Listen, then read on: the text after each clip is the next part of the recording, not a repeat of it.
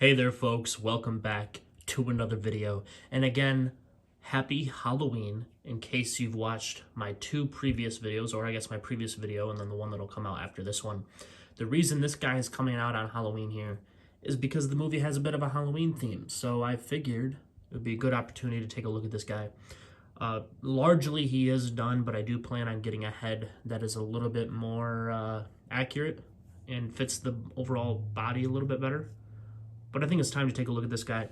He's one of my favorite customs that I've done, and he had a lot of work go into him in terms of the proportions. This guy, he's a pretty solid custom in my opinion. I've done a lot more work than what you'd see with the average Mcfarlane custom when it comes to this version of Batman, and we'll get right into it. So, without further ado, let's go. So once again, yeah, I don't have a new head on there. I didn't really bother repainting this one. I think I gave the mask a bit of a matte finish to help it fit in a little bit better. But it hasn't been repainted. I didn't repaint the eyes or anything like that. So that's largely not important for this dude. I did adjust the height a little bit so it sits on the neck a little bit higher. And it's fixed in at the moment. It really only has the ability to rotate. Now, sometimes I do that. I will negate some of the articulation for the figure in order to make it look better, have better shelf presence. I also did that to the ankles. The ankles have no articulation anymore. So you can do this and leave his articulation. You just don't have to do anything to the head, and you don't have to do anything to the ankles. So, yeah. But sometimes I do stuff to make it look better in my opinion. And right now for this stock head I just used something to prop it up higher, so it no longer has the ball joint in there. But anyway, you can get a look at the armor right there. You can see that the overall torso looks a lot more streamlined. It sits a little bit higher. It's not engulfing itself anymore, which with you get that with a lot of Mcfarlane figures. The chest plate is from the bendy figs. So right off the bat, everything that's from the bendy figure is the cape, the chest plate, the belt, and the little, you can't really see it that well, but the little buckle right there, or the little holster right there, and then also the base that he's standing on. This little triangle piece, this is from the Mcfarlane belt. I just cut it off and glued it to the Bendy Figs belt. So yeah, you can take a look there at the cape. The cape hasn't really gotten any weathering to it yet, so I could do that. But also, it's not super accurate in terms of like the plating that you see here. But I think overall, it's such a good look. I really don't mind. The cape, I added a wire to it. I have it stuck right in there. You can just see this smallest sliver of wire right there. I gotta tuck that back in. But overall, it looks really good. The hands have been replaced with the Arkham Knight DC Collectibles figure. This one's kind of scrunched up to help it look a little bit more like a fist, but you can still stick a battering in there if you want to. But yeah, this is all that I really have that would fit this guy right now. I have a lot more Mcfarlane figures at the moment, but when I customized this dude, this is the only one that I had. I didn't really like Mcfarlane. Mcfarlane only just started making other figures that I kind of like, that I find challenging to work on, so that's why I got them. You can see the remnants of the other torso underneath, so that's not something that I particularly love, but it is what it is at the moment. It was a lot of trial and error to get the cape and the torso piece to fit on here. With the old one on there, I had to do a lot of sanding to kind of sand away the old chest plate and get everything to fit in there properly.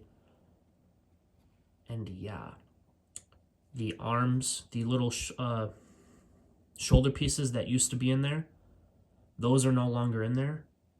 And that allows you to shift the shoulders up more. So now his shoulders sit a little bit better, which is why I had to raise the head, because now the shoulders sit in line with the chest better. Now, some of you might be thinking, well, well, actually, I fixed the shoulder pads in place, so now they no longer go over the body. So because of that, some of you might think, how can his shoulders move? Well, with the lack of the disc in there, now there's so much space inside the shoulder that his shoulder pads can actually just fit inside the torso. So you can see that right there. So now nothing is hindered. That's a big shoulder pad and it can just fit inside there. So yeah. The hands have been shortened. The gauntlets have been shoved all the way up the arm, hollowed out, and then shoved up the arm. The legs, the feet have been switched out with the Bendy Figs figure. I initially tried a Marvel Legends Winter Soldier cap shoe, but it was just obviously too small. So taking a look at the most interesting part of this figure when it comes to the proportions is going to be the back here. Now, I don't know if I can show this properly, but you can see that right there. There has been a lot removed, pulled back, and tightened. So everything has been raised and then tightened right there. You can see it was cut apart and reattached. There's little plastic pieces right there that have been added to help the cape sit more flush to build up the traps. So yeah, there's a lot there now. So he's definitely a little less pretty underneath.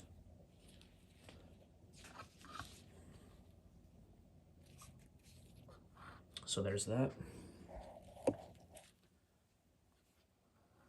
But yeah, I'm really liking this guy. But it's kind of hard to see the paint job, so we're going to adjust something a little bit here so we can see the paint job a little bit better. Alrighty guys, so here's a bit of a closer look. I don't know if you can really see that there, but there's some kind of dirty dry brushing on top of the abs section right there. So the whole suit has been dry brushed a brighter gray. I used a pewter gray. It's a little bit of a warmer kind of greenish gray. And then I dry brushed some mud dirt colors in between the armor pieces there. It's a little bit heavier on the sides. You can see that through there on the shins and all that. Some dirt on the boots. Some of this is actually dust too, but there's some dry brushing on the shin pads there. The boot spats, whichever you want to call them. These fins here have been painted. The hands have been dry brushed. The gauntlets have been dry brushed a little bit too. Nothing too crazy. The accurate gray is on the fabrics, what would be fabric sections on the real suit in between here and there. The little gold / yellow sections on the gauntlet, or the logo. And these silver edges for the bat logo. So yeah.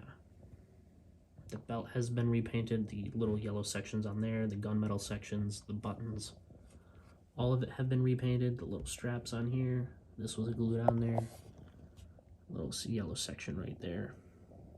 So this little yellow strap right here should be on the bicep as well, but I didn't bother doing that. This section right here is supposed to be black too, so I made that black. And yeah, and that just kind of doesn't help it, but you can see the overall profile right there. It's not too shabby. Looks pretty cool. The head really just needs to get switched out. I used to like it. I thought it was okay. But yeah, it doesn't really help. And there's the Bendy Figs base right there. If it wants to focus. So yeah. I'm not going to really go over any articulation. If you have this figure, everything's roughly the same. I might have a little bit better torso articulation, but I'm not going to put this guy in any poses. I have the SH Figure Arts and the Mafex if I want to pose it. This guy is essentially just a statue, and I really don't know why it's so dark. I mean, I have a light directly above it, a warmer light coming this way, and a cooler light coming this way, and then there's lights in the room, so I don't know why it looks so dark. My apologies for that, but let's get set back up on the stand, and then we'll do some size comparisons. And it's not in focus at all. So let's go. Okay, so this is kind of the best I can get it to look right now for some reason. I would normally have it zoomed all the way out, but the lighting is just acting crazy right now. So apologies for it not being zoomed all the way out. But these are the two only stock Mcfarlane figures that I have. On the left is the Nightfall Batman. This is the black and gray version, obviously. And on the right is the Flash Signature Collection Batman. This guy was just recently released. Ben Affleck boy. So yes, as it should be, Robert Pattinson is the tallest here. Obviously, I'm just kidding. All right, so the next look here is on the left is my custom Justice League Batman.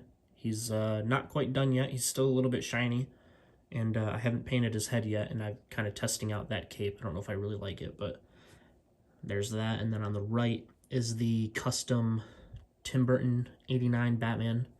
He's been completely repainted, and also I'm using some Mezco parts, as you can see right there. So yeah, as far as the height here, I like this a little bit more, but this guy is on a stand right now. He's on, or they're actually both on regular DC stands, so right now they're kind of head to head, whereas this guy should be a little bit taller. Next comparison right here is the start of a Fonjoy BVS Batman custom. I haven't done anything to his height yet, so you can see that there. And then on the right is the Mark 46 Marvel Select Iron Man.